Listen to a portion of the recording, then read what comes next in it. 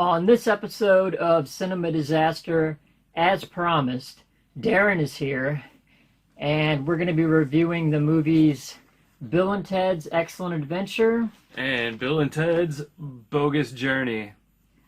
So, why did you decide to want to review these films? I know because you brought it up a long time ago that you'd wanted to do a double review of these movies. Basically because I knew that this Bill and Ted's Bogus Journey was one of your favorite movies, as it's one of my favorite movies. Totally underrated, too. Very underrated. And when we were talking earlier today, what was it, the summer of 92? Yeah. Me and Kenny spent basically every day of the whole summer in his mom's apartment watching this movie, Bill and Ted's Bogus Journey, and MTV music videos that he recorded on his VCR. Yeah, because Bogus Journey came out in 91, and it came out on VHS in 92. Right. And that's when we got our hands on it. Right. And the original Bill and Ted's Excellent Adventure came out in 1989. 89. What's cool about the characters in this film is that they were created out of an improv class that Ed Solomon and Chris Matheson was going to.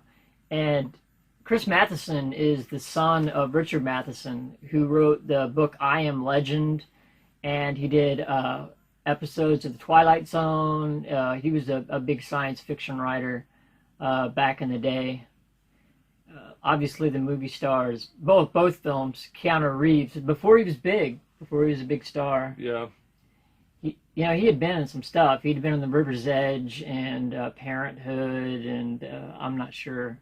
And then Alex Winter, who's actually from St. Louis, which is the area we're from, plays Bill, and he was in The Lost Boys. Yeah, he's one of the vampires, and he's like, so his character in the Lost Boys, I always said reminded me of like Billy Idol with a mullet. Yeah, and he had the curly hair too. Yeah, it was like total 80s, like glammed up Billy Idol vampire. Do you remember that show he did on MTV for a while called The Idiot Box? It was like sketch comedy. No, I don't think so. That was in like early 90s. And then he directed that movie Freaked. I don't know if you've ever seen that or not. Mm-mm. That's a cool movie. It's really weird though.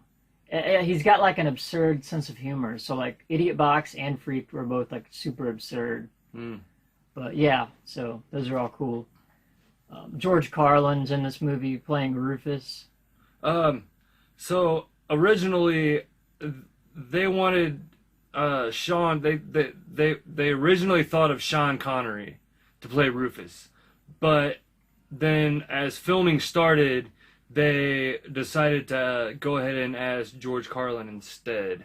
So it's just a little piece of things you didn't know about Bill and Ted's Excellent Adventure. Yeah, and I guess we should talk about, I mean, I'm sure everyone's seen this by now, but I guess depending on the age of the viewer, but, so basically, it's about these two high school dudes, Bill and Ted, and they're failing history, and they have this garage band called Wild Stallions, but they can't play their instruments. Right. Right. So think of it as like kind of a spoof of, I would say, kind of like Back to the Future, where they gotta go back in time to save their future. So, except for instead of a time-traveling DeLorean, it's a time-traveling phone booth. Right, it's a phone booth. Which there is no such thing anymore. And they just go back in time and kidnap people. Yeah, that's basically what they do. They kidnap Napoleon. And who is it? Billy the Kid. Billy the Kid. Socrates. Yeah. Or Socrates. They call him Socrates, but and then they do Joan of Arc, who's played by Jane Wiedlin from the Go-Go's. Right. Abraham Lincoln. Genghis Khan.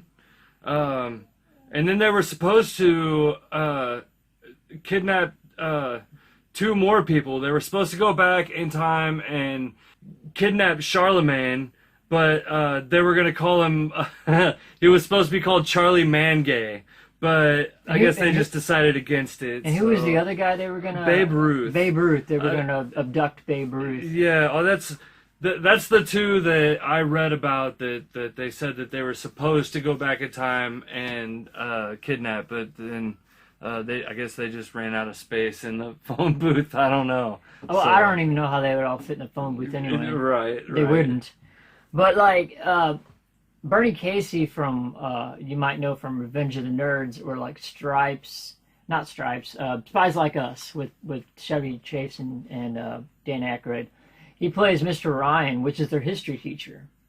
And so since Ted's failing history, his dad, who's played by Hal Landon Jr., says that he's going to send him to Oates Military School in Alaska, which means the band would have to break up. Right.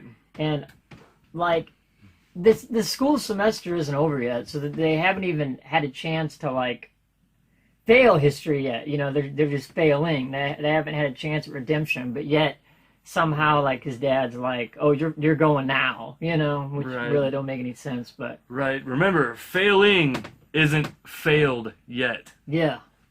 But yeah, his dad's Detective Logan. He's like a police chief or something. So basically one night they're hanging out at the Circle K, like trying to do like their, like, I don't know, study for their history exam, because they got to do this big history report. First, you got to understand why they're at the Circle K. Yeah. So they get booted out of Bill's room by Bill's dad and his stepmom, Missy, for a little snack or something. Yeah, he gives them a $20 bill and kicks them out of their own room so that they can have some alone time. Yeah. So they're at the Circle K talking about they don't understand how they're gonna pass their history exam, and all of a sudden the sky opens up and a phone booth drops down out of the sky into the parking lot, and that's when Rufus is introduced into their lives. Then themselves also, themselves from the future. Right. And so Rufus pops out of the phone booth and explains to them that in the future, their music is the basis for their society, and culture, for how their way of life and the way they live. And if they don't pass the history exam, then all that goes away. So that's why he was sent from the future, to help them pass their history exam. Yeah, it brings about like universal harmony and all that type of thing. Right. However, it seems like this is where the time travel thing starts to get off for me. Like, I don't understand how it all works. There's some paradoxes and some, I don't know. It's a little goofy, but that's besides the point. It's a great movie, regardless. Right. So, anyway, the phone booth, it has a what is it called? The phone book of a directory of time. I don't know. I forgot what it was called. The circuit. Well, I know you travel through the circuits of time. Yeah. But I think the actual phone book is the directory, the time directory, or something like that. And each period in history has like its own phone number, so they had to dial it up, get in the phone booth and dial it up, and press star and pound at the same time, and then they go through essentially like the circuits of time. Yeah, the circuits of time. It kind of looks like if you were. I imagine if you were on the inside of a phone line. So. And the director for this film, which was Stephen Herrick, he turned down the directing role for Bogus Journey because he said it was a parody of a parody to him. Right. Which, I mean, in a way, it kind of makes sense, because it kind of is and isn't a parody of Back to the Future. I mean, it doesn't try and do the same thing. Right. But it is like a time travel, like, I don't know. It kind of is a parody, but it kind of isn't. I can see where he's coming from, but then at the same time, I can't, so. Yeah, and you have other people in this movie. You got Deanne Franklin, who plays Princess Joanna.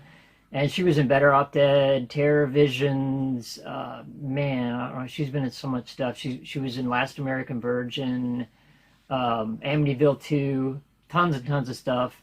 And there was also in 1998 there was a Bill and Ted's Excellent Musical, like a stage thing, and then there was the Bill and Ted Excellent Cartoon, Bill and Ted's Excellent Comic Book, which ran for 12 issues. Yeah. Tons of video games, cereal, toys. I remember playing the Bill and Ted's video game. I thought it was terrible. Yeah, it wasn't very good. I don't think I played it for very long, but it was on the NES. I remember there was a level. I believe it was the medieval part in time where you had to get on a horse and ride through like this castle grounds, and it was like really hard to control, and that's the main thing I remember about it. But yeah, so Bill and Ted's Bogus Journey isn't a time travel movie. It's they time travel in it, but it's more about the afterlife, really. I mean, in a way. Right. All the time travel that happens is like at the very end of the movie, but At the beginning when they're in the future, at Bill and Ted's University. Right, Bill and Ted's University, which was also used as the building that was used for Bill and Ted's University in the beginning of Bill and Ted's Bogus Journey was used as Starfleet Academy in one of the Star Trek shows. Yeah, Star Trek. What was it? Not Voyager. It was. I think it was Voyager. Was it? I don't know. Something. It was one of them. If you're a Star Trek fan, you know. Yeah, there's a million Star Treks. It's you know which one it is. So there's a scene where they're watching the Star Trek movie where Captain Kirk he's got the stones. He says, "What I wouldn't do to trade this fortune in stones for one taser or a good club." Yeah. And then he climbs up this rock, and Bill and Ted are watching that, and then the scene where the evil robots from the future kidnap them and drag them up this giant rock and throw them off. It's the same rock from that scene in Star Trek. And they die. Yeah, But the evil robots, I should say, were sent back by a character by the name of Denomalos, which was Rufus's old gym teacher. His old gym teacher. And he's like hell bent on like changing the past so that wild stallions don't become a thing, and so that way he can remake the future under his rule and his ideas. What did you say, Chuck? Denomalos' backwards was what? Yeah, his name backwards is Ed Solomon, which is one of the director's name, and they did that. He just took his name and spelt it backwards, or not the director, but the writer of the movie. Yeah. Wrote his name backwards, and that's where the name Denomalos came from. And Joss Ackland, the guy that played Denomalos, he was not a fan of the finished product of this film. He did not like Bogus Journey when it was done. I could see that. I mean, he's only in the beginning of the movie, really, and the end of the movie, and then just like a couple of little snips in the middle. So I imagine he came in probably in maybe like 1 or 2 days and probably did his scenes and went about his business, and then they shot the rest of the movie, I imagine, and then he saw it at the premiere when it was done, and he was like, "What the fuck?" He must not have read the whole script. He must have just read his parts or something. Who knows? I think it's a great movie. Yeah, it's an awesome movie. I would have liked to have been in it. Yes. So maybe if they ever invent a time machine, we can go back in time and we'll take his part. Right. Also in Bill and Ted's Bogus Journey, I forget his name, but the guitar player for Linkin Park is 13 years old, and he has like a little spot in the movie. What's his name? I don't know. I can't remember, but he's in the movie as well. But he's like 12 or 13 years old, something like that. And in the beginning, when they're in Bill and Ted University, Rufus is teaching a class, and he brings all these people throughout history to like help teach the class. He brings like Ben Franklin, and then he brings Jim Martin from Faith No More. Right. But he's called Sir James Martin. He's like Sir James Martin of Faith No More, founder of the Faith No More Spiritual and Theological Center. Right. Right. And then there's Rhea Pichel, who's like from what, the 23rd century or some bullshit. Yeah, the inventor of the rheophonic oxygenation telephonic reverberator or Or something, yeah. Yeah, some ridiculously long name that like sounds really, really difficult to learn how to play. And then he says it's kind of hard to imagine the world before we had those, isn't it? Right. So Denomalos like basically blows the door off of that room, and then he comes in with like all of his like henchmen or stormtroopers or whatever. They all got guns, and they basically introduce them to the evil Bill and Ted robots. They're automatons. Right. So he sends them back in time to basically to kill Bill and Ted. And the whole thing is that in that modern time when they get back, Bill and Ted's trying to get into the Battle of the Bands. So I gotta stop you. This brings me back to the messed up thing about time travel that kind of throws me off. Is because remember he says he's gonna send the robots back in time to destroy Bill and Ted, and then Rufus says it'll never work, and he says, and you know this, and he says no, because this time I have my secret weapon. So obviously he's tried this time and time again and has failed, but for some reason he thinks because he has this secret weapon that this time he'll defeat Bill and Ted in the end, but he should already know that he's not going to because of time travel. Yeah, he can see his fate. Right. So it's kind of but if you look at it in terms like that, you don't have a movie. So. Yeah. And Miss Wardrow, the person that's basically chooses who gets to be in Battle of the Bands, is played by Pam Grier. Right. Who was in like Scream, Blackula Scream, and I don't know, she's been in a ton of stuff.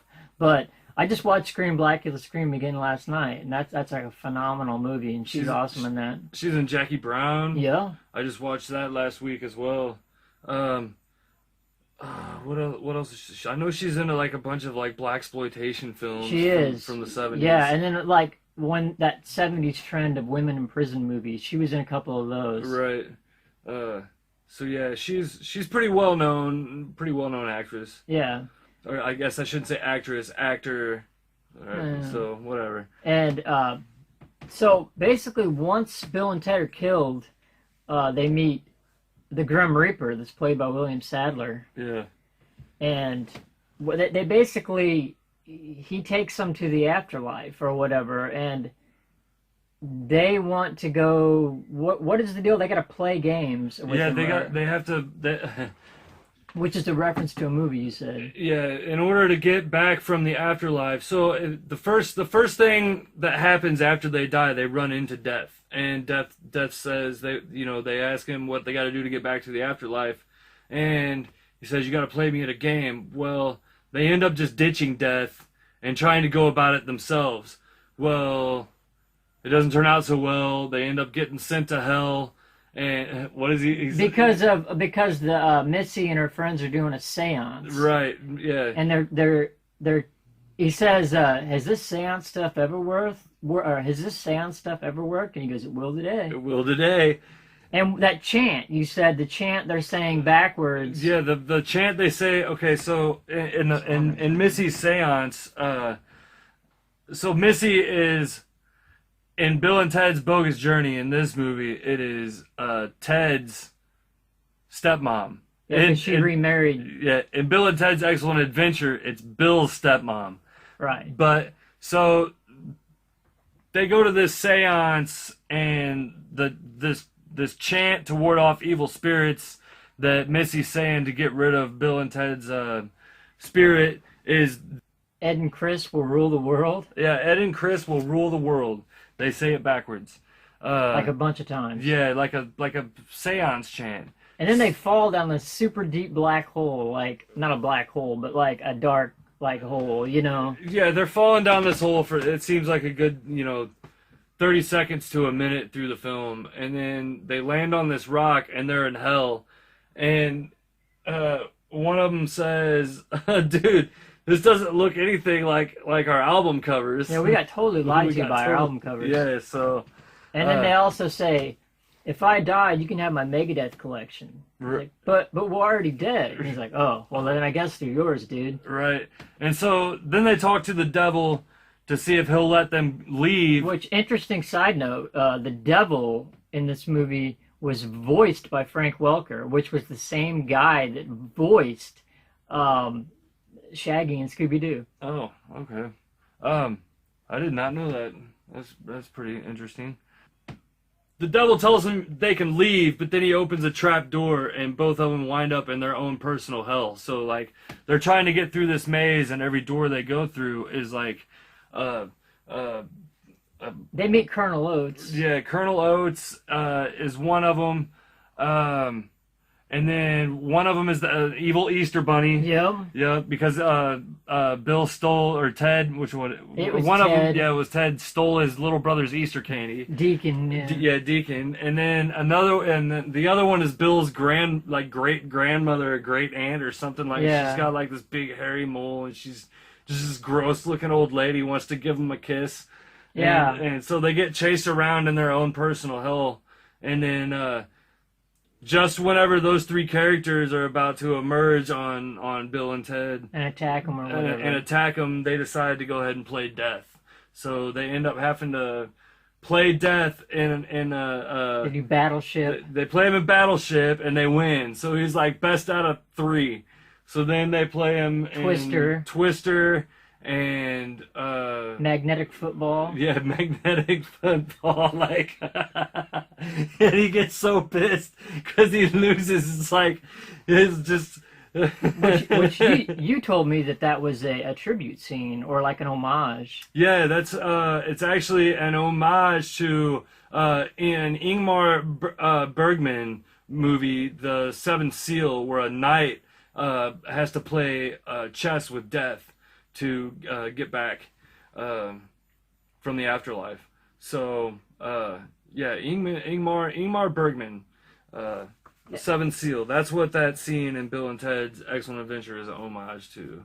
Bill and Ted's Bogus Journey. Bogus you mean. Journey, yeah, not Excellent So Adventure. he beats the Reaper, and the Reaper is now at their command. He has to do whatever they say. Right, So they go to heaven, right, and then they mug 3 people and take their clothes. right.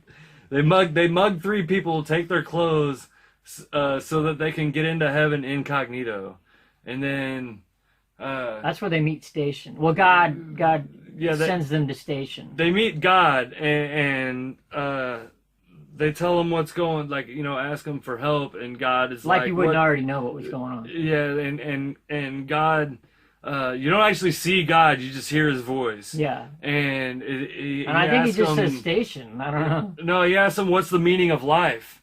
And they spout off Every Rose Has Its Thorn lyrics by Poison. Yeah.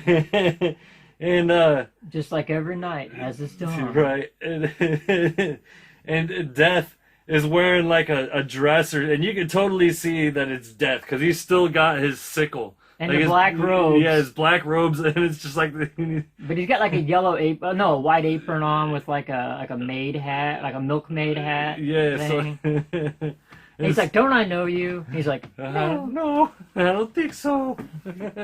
So he grants them help. He tells them they have to go seek out Station. He was the smartest scientist in all the universe. He Yeah. was an alien. Right. So they go seek out Station, which turns out to be these 2 little, like, I can't even explain. They're aliens. Yeah, they're aliens. I'll put pictures up. So Okay, yeah. So the Station is going to help them build good robot Bill and Ted's to fight the evil robot Bill and Ted's once they get back to Earth. So, yeah, well, I guess technically they're still on Earth once they get back to the yeah. back from the afterlife. They go back into their bodies and they come back to life. Right. So they go to a hardware store and pick out a bunch of supplies. Yeah, one's a dustbuster. I remember. Yeah, and this is the totally like late 80s, early 90s technology they got to build these robots out of. Right. So once they're done, they go out in the parking lot and Station like this faces off with itself because at this point it's still 2 aliens, And so they run at each other and like mold together into one big station. Giant. He's like a giant station. Yeah, and so he builds good robot Bill and Ted's out of basically dustbuster parts. And just whatever he could find at the hardware. Yeah, so then they go to the Battle of the Bands. Right. And Primus is actually in the movie playing Tommy the Cat. Right. Primus is in it. There's a Faith No More song that's in Perfect Crime. Yeah, that's in the movie. Megadeth. Didn't you say that song's never on an album? It wasn't on any album but this one, as far as I know. Oh, okay. The soundtrack to Bill and Ted's Bogus Journey. Megadeth is in it. So here's another. Doing Go to Hell. Yeah, do it. So originally, Bill and Ted's Bogus Journey was supposed to be called Bill and Ted Go to Hell, but they thought it was too controversial. But the song Go to Hell by Megadeth was written for Bill and Ted's Bogus Journey when it was named Go to Hell. And so, yeah, just a little fact there. And that song is on the Hidden Treasures album. Yeah, which is good. It's got their cover of Paranoid and... yeah, it's got... Alice Cooper, Angry Again. Angry Again, 99 Ways to Die, Go which to are Hell. all from soundtracks. Yeah. Like, so their cover of Alice Cooper's No More Mr. Nice Guy. I think Hidden Treasures was like a soundtracks and like B-sides compilation and covers. Because Angry Again was from Last Action Hero. Yeah, and they do Problems by the Sex Pistols. They do. Yep. And on their one album, So Far So Good So What, they do cover of Anarchy in the UK. Right. But they changed it to Anarchy in the USA. Right. Or whatever. Which is much better than Motley Crue's version of Anarchy in the USA. I forgot they did that. Yeah, dude. Anytime Motley Crue does a cover, I feel like it's just fucking horrible. I'm sorry for the curse words, but dude, I cuss in this all the time. Oh, okay. But now that we're off subject here, so Steve Vai did the guitar, air guitar stuff.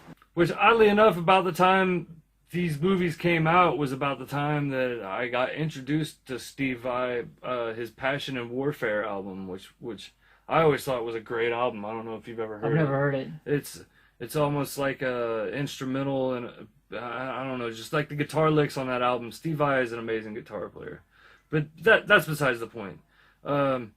So they're at the Battle of the Bands, and they still don't know how to play. Yeah, they don't know how to play.